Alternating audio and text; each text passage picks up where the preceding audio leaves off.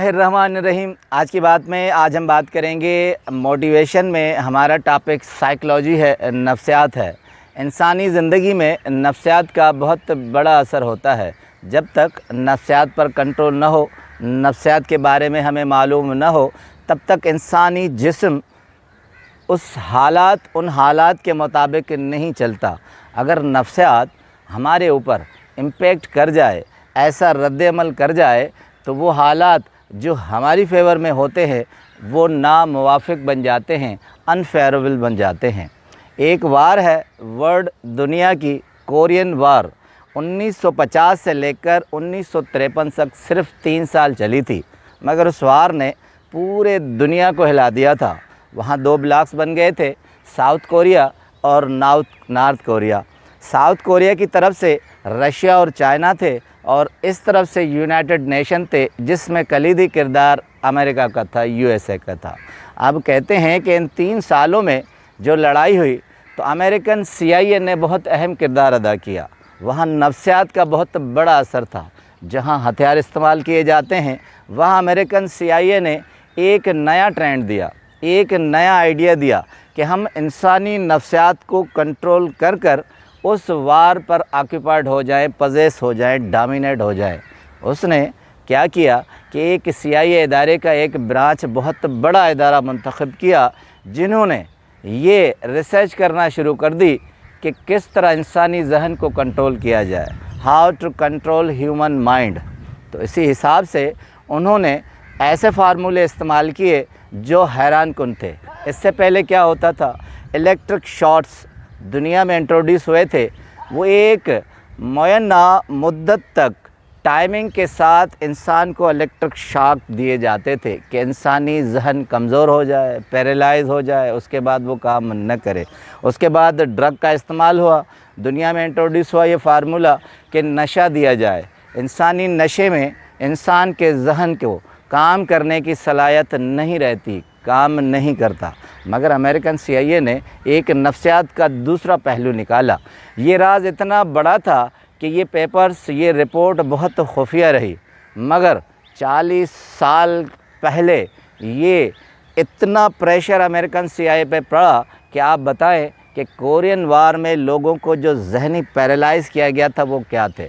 تو 1979 میں یہ پیپر آؤٹ ہوئے امریکن CIA کے، اور امریکن صحافی ہیں جان مارکس، انہوں نے دا CIA اینڈ کنٹرول مائنڈ کے حساب سے 262 پیجز کی کتاب لکھی، اور اس میں اس نے ان سے انٹرویوز کیے جو قیدی بھی تھے، اور ایک ہاسپٹل استعمال کیا گیا، ایلن ہاسپٹل۔ ایلن ہاسپٹل میں دنیا کا بہت بڑا نفسیات دان ڈونلڈ رکھا گیا تھا، اس نے وہ تجربات کیے تھے۔ ڈونلڈ کیمرون دنیا کے بہت بڑے نفسیات دان مانے جاتے ہیں، انہوں نے خاص طور پر ایلن ہاسپٹل میں وہ فارمولاز استعمال کیے۔ میں چاہوں گا کہ 5 فارمولے آپ کو بتاؤں کہ اس سے انسانی ذہن کس طرح مفلوج ہوتا ہے، پیرالائز ہو جاتا ہے، کنٹرول ہو جاتا ہے۔ یہ وہ سارے فارمولے ہیں جو ہماری عام زندگی میں ہوتے ہیں اور ہم غور نہیں کرتے۔ سب سے پہلا فارمولہ انہوں نے کیا ایسڈ ٹیسٹ کا۔ انہوں نے ایزی ہوم کے نام سے جگہ بنائی، انہوں نے اس وار میں جو قیدی تھے وہاں فارمولے استعمال کیے، اور ایلن ہاسپٹل میں جو مریض تھے، پیشنٹ تھے، زخمی تھے، ہلکے تھے، یا قیدیوں کی شکل میں ہاسپٹل میں لایا جاتا تھا، ان پر استعمال کیے۔ اور اس کے بعد کہتے ہیں کہ ہیپی ہوم کے نام سے انہوں نے پارٹی سیلیبریٹ کی، وہ پارٹیاں منتخب ہوتی تھی اور ان میں وہ فارمولے استعمال کیے جاتے۔ ایک اہم پوائنٹ جو جان مارکس دیتے ہیں، کہتے ہیں کہ امریکہ نے 80 جعلی کمپنیاں بنائیں، وہ جرمنی میں، یورپ میں اور دنیا کے مختلف ممالک میں سائنسدانوں سے، نفسیات دانوں سے مل کر کام کرتی تھی، اور وہاں سے وہ فارمولے، ٹپس اور وہاں سے وہ چیزیں لیتی تھی جن سے ذہن کو کنٹرول کیا جاتا ہے۔ اس کے علاوہ انہوں نے $2.5 کروڑ مختص کیے، ایلوکیٹ کیے کہ اس رپورٹ کو مکمل کرنے میں یہ بجٹ ہوگی، یہ 50s کی رقم ہے۔ اس کے بعد کیا نتیجہ نکلا کہ ایسڈ ٹیسٹ یہ ہوتا تھا، جس طرح پرفیوم ہوتی ہے، وہ اس پارٹی میں، اس ماحول میں، ہاسپٹل میں उन पर छिड़की जाती थी वो उसको खुशबू समझते थे, मुअत्तर होते थे और उसके बाद उनका ज़हन मफलूज होना शुरू होता था। आहिस्ता आहिस्ता हालत ये होती थी कि उनकी मेमोरी डैमेज हो जाती थी और वो काम नहीं करते थे। यानी उनको ये सबक मिला, ये रिपोर्ट मिली कि अगर जंग के दौरान ये फ़िज़ा में खुशबू फैलाई जाए तो मुखालिफ बाउंस हो जाएगा और वो अपनी ज़हनी तौर पे काम नहीं कर सकेगा। उसके बाद बड़ी दिलचस्प बात है कि दूसरा जो फार्मूला उन्होंने किया, जॉन मैक्स लिखते हैं कि नफ्सियात दानों ने एक पॉइंट पर मुत्तफ़िक हो गए और ये बड़ा फार्मूला था कि आप किसी भी शख्स को कह दें कि यू कांट डू, आप नहीं कर सकते। ये इतना बड़ा नफ्सियाती जुमला है कि अगले के सारे औसान ख़ता हो जाते हैं, वो स्ट्रगल से निकलकर मायूसी की तरफ आ जाता है और ज़हन काम करना ख़त्म कर देता है। यू कांट डू, उन मरीज़ों को कहा गया कि अब आप बिस्तर से नहीं उठ सकते, अब आप सेहतमंद नहीं हो सकते, अब आपका जिस्म काम करना उस रफ्तार से छोड़ देगा। आप जंग के कैदी थे, इसलिए अब आप दुनिया के लिए नाकारा आदमी हैं। ये वो जहन साजी है जो आहिस्ता आहिस्ता इंसानी जहन को पैरालाइज़ करती है। तीसरा पॉइंट कि आप किसी को डायरेक्ट ये कह दें कि आप नाकाम आदमी हैं, आपने कुछ भी नहीं किया। ये जुमला ऐसा है जो आहिस्ता आहिस्ता इंसानी जहन के अंदर रोटेट होता है और वो रोटेट होकर पूरे जिस्मानी खदोखाल में इस तरह फैल जाता है कि हमारी एनर्जी ख़त्म हो जाती है, हमारी स्टेमिना ख़त्म हो जाती है। ये जुमला ऐसा है कि इंसानी जद्दोजहद के साथ इंसानी जहन आहिस्ता आहिस्ता कमज़ोर होता जाता है। इसके बाद चौथा फार्मूला बड़ा दिलचस्प है। उन्होंने कैदियों के अंदर ये किया कि नेगेटिविटी दे दी, यानी मनफी सोच दे दी।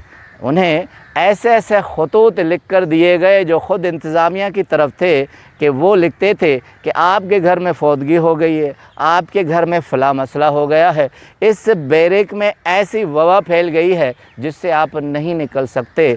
और ऐसी ख़बरें फैलाई जाती, ऐसी अखबारात खुद छाप कर उस बैरक्स में लाई जाती थी कि यहाँ से निकलना इम्पॉसिबल है और आप सारी ज़िंदगी यहाँ सड़ते रहेंगे। इस नेगेटिविटी ने, मनफी सोच ने तकरीबन सारे मरीज़ों को नफ्सियाती बना दिया।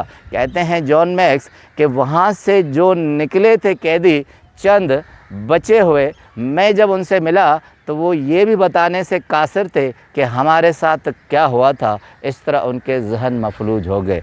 पांचवा बहुत इम्पोर्टेंट पॉइंट है कि कंटिन्यूसली लाउड नॉइज़, यानी मुसलसल शोर। कहते हैं कि हॉस्पिटल में मुसलसल शोर, कैदियों के दरमियान ऐसा अंधेरा जहां उन्हें कुछ नज़र ना आए और वो मुसलसल एक मशीनी शोर उनके कानों में गूंजता रहे तो इंसानी जहन बिल्कुल डैमेज हो जाता है, काम नहीं करता। कहते हैं कि उन मरीज़ों से, उन कैदियों से जब पूछना तो दरकुनार ये रिपोर्ट ली गई कि वो जब हॉस्पिटल और कैद से निकले हैं, वो घर में गए हैं तो अपने बच्चों को पहचान नहीं सके। कहते हैं हद इतनी थी इस शोर की कि उनको दोबारा से, जैसे बच्चों की ज़हनियत होती है, वाशरूम जाना सिखाया गया था। उन्हें ये तक मालूम नहीं था कि वाशरूम किस तरह जाया जाता है, रिश्ते क्या होते हैं, खाना किस तरह खाया जाता है। ये पॉइंट 5 बहुत अहम है। हमारे दरमियान ये सारी चीज़ें चल रही होती हैं, नेगेटिविटी चल रही होती है, शोर शराबा चल रहा होता है, मायूसी चल रही होती है। हम चाहे अपने बच्चे हों, हल्का अहबाब हो, उन्हें भी ये कहते हैं कि यू कांट डू, आप नाकाम हो चुके हैं, जैसे ज़िंदगी यहाँ ख़त्म हो चुकी है। ज़िंदगी का मसला या ज़िंदगी का मामला आखिरी सांस तक होता है। हम एक स्टेज पर आकर ये डिसीजन ले लेते हैं कि अब कुछ नहीं हो सकता, हम हार चुके हैं। यही वो नफ्सियाती पॉइंट है, हम ज़िंदगी में आगे नहीं बढ़ते और नाकाम होते हैं। और सबसे बड़ी बात कि टारगेट अचीव करें या न करें, मगर हमारा जहन प्रॉपर सेहतमंद नहीं होता। अगर हम इन 5 नेगेटिविटी से बचेंगे तो हमारा जहन सेहतमंद होगा और हम किसी भी साजिश का शिकार नहीं होंगे। आपका बहुत बहुत शुक्रिया।